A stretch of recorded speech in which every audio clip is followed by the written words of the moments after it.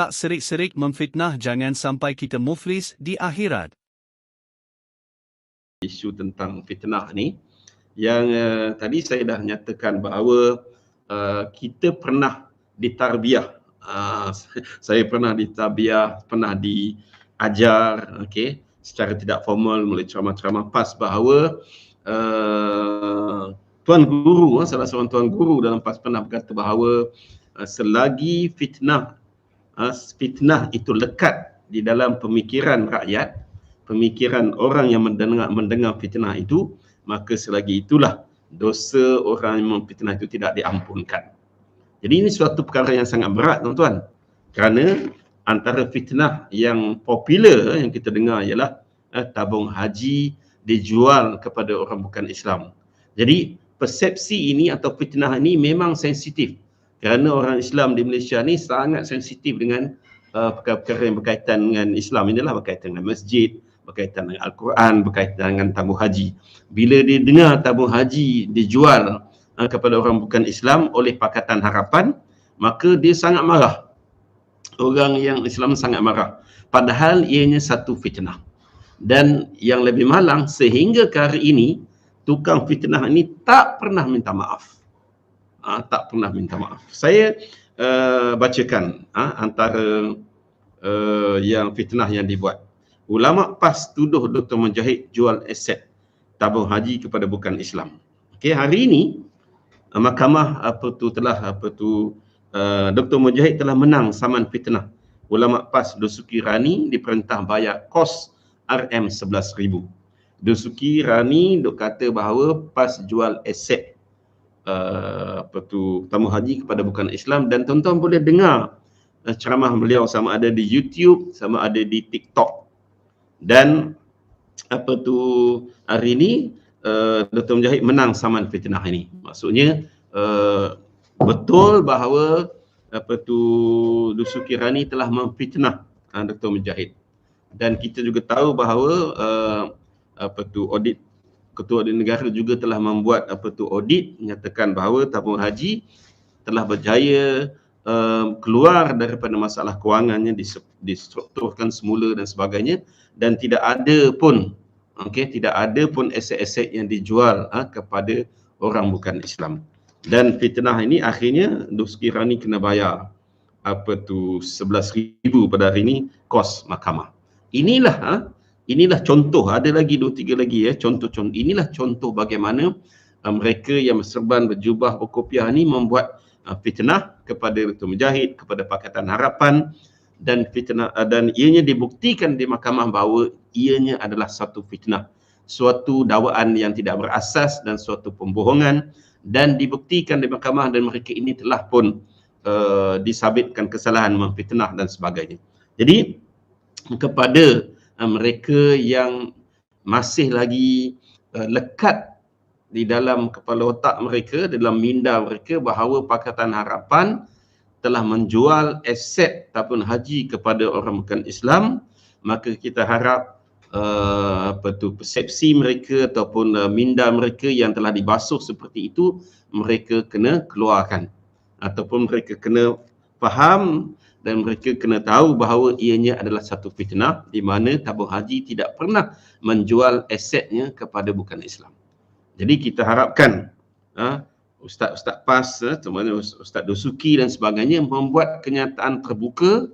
Siapa yang pernah buat fitnah, buat kenyataan terbuka, mensucikan ataupun memohon maaf kepada Pakatan Harapan, memohon maaf kepada Dr. Mujahid, dan menyatakan bahawa apa yang mereka telah katakan sebelum ini adalah suatu fitnah, dan mohon maaf, dan mereka juga mesti membasuh minda pengikut-pengikut mereka, juga orang-orang Melayu Islam dalam negara kita ini, supaya mereka tidak lagi meletakkan persepsi negatif kepada Pakatan Harapan dalam isu tabung haji menjual aset kepada bukan Islam.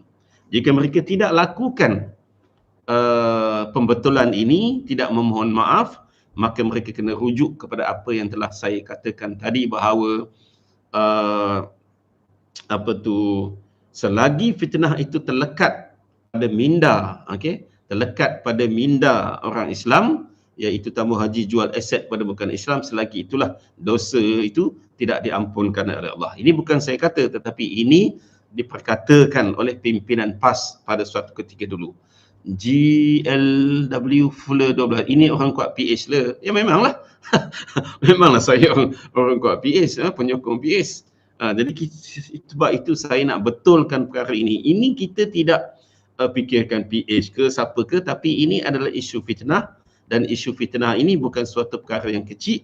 Ianya memberikan suatu impak yang besar, dan dosa fitnah ini dosa yang besar.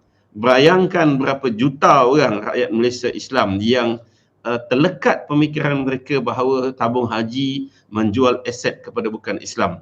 Dr. Mujahid difitnah, Pakatan Harapan difitnah. Jadi adakah memfitnah Pakatan Harapan itu tidak berdosa? Adakah memfitnah Dr. Mujahid itu tidak berdosa? Itu saya nak tanyalah. Kalau merasakan ianya tidak berdosa, maka tak perlulah minta maaf kan. Jadi saya nak beri peringatan kepada diri saya lah.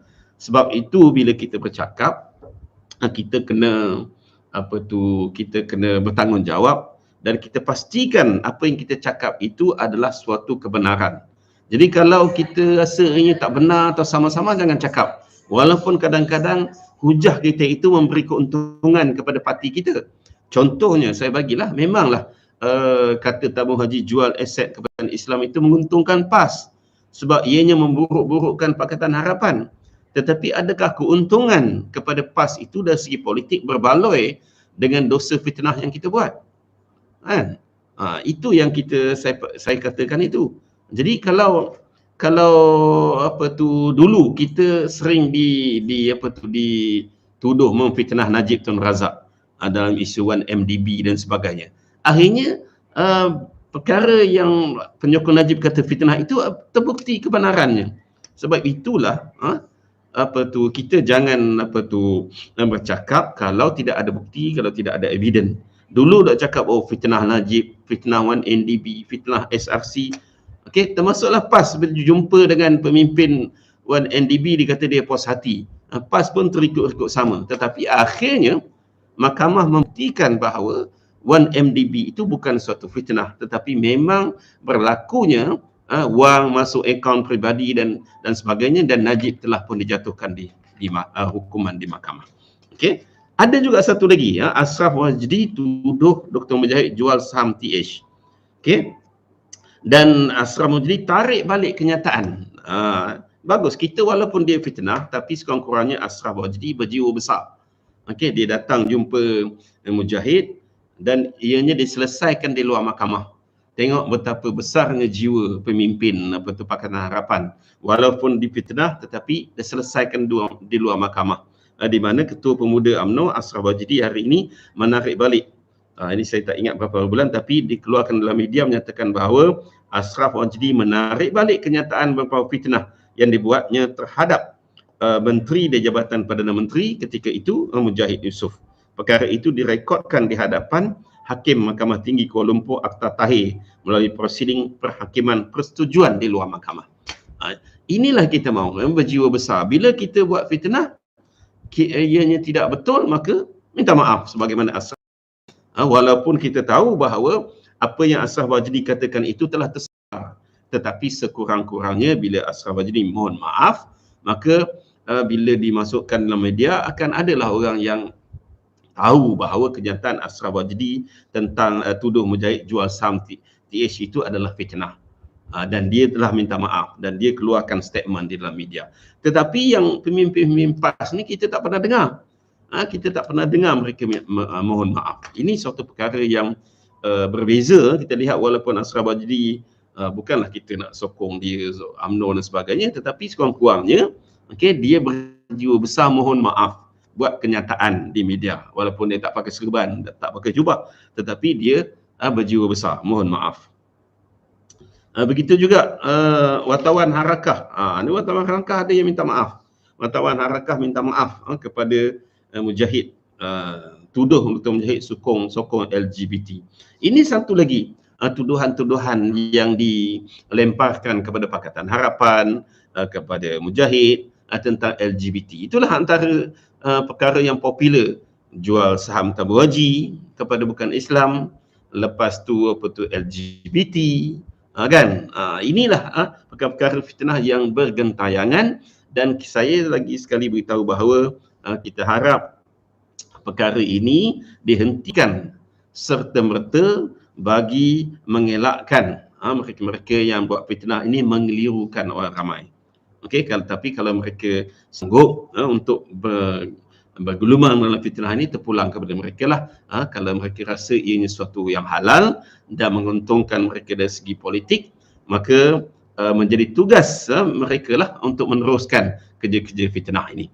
Dan kita harap pihak Pakatan Harapan melalui media sosial, netizen dan sebagainya, supaya menyebarluaskan kes-kes yang melibatkan mahkamah ini, menyebarluaskan kes-kes di mana Dusuki Rani ini saman fitnahnya ditolak, dia telah diperintah membayar kepada orang yang difitnah dan sebagainya.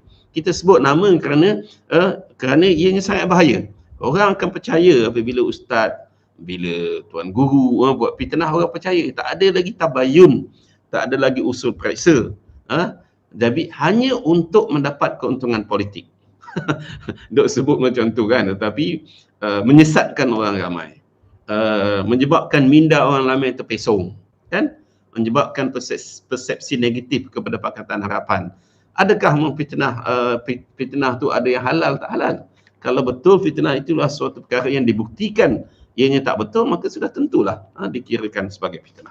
Tuan-tuan dan puan-puan, kita haraplah selepas ini kepada kawan-kawan kita di media sosial ke di TikTok dan sebagainya yang menggunakan isu-isu fitnah ini untuk mendapat keuntungan. Sama ada saya tengok tu ada seorang wanita muda PAS, Amirah PAS dan sebagainya, masih lagi memainkan isu-isu seperti ini. Jadi kita harap mereka dapat hentikan segera, ataupun mereka juga akan disaman di mahkamah. Kerana itu saja bagi saya cara untuk mengajar kaki-kaki fitnah ni.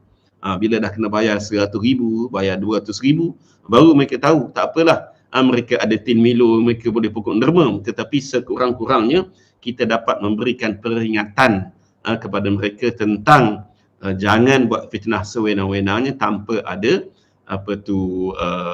evidence dan bukti. Dan dalam isu tabung haji ini memang jelas dah 2-3 kes dibawa ke mahkamah bahawa ianya dibuktikan berlaku fitnah, dan sepatutnya mereka tidak lagi memainkan isu ini.